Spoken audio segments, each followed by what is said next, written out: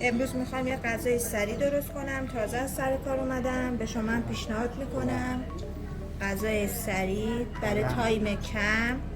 هم گوشت چرخ کرده است، پیاز رنده شده، زردچوبه، بگین پود، فلفل سیاه. از این فلفلای شمالی هم من ریختم. هم میزنیم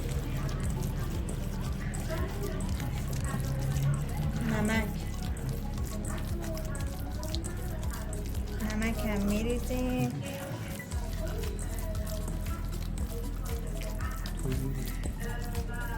بعد من یه دونه از این قالبای بوتیامو برداشتم، یه نایلون انداختم، یه ذره آبم میزنم کفش که نچسبه.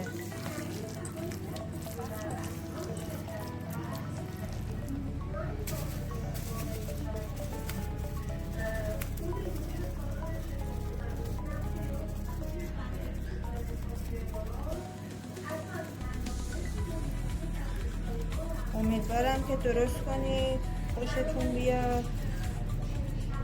بعد اینو دیگه میذاریم توی مایتابه، با روغن سرخ کردنی سرخش میکنیم. خب گذاشتیمش داخل مایتابه که سرخ بشه. غذای خوب و به صرفه، سریع هم حاضر میشه.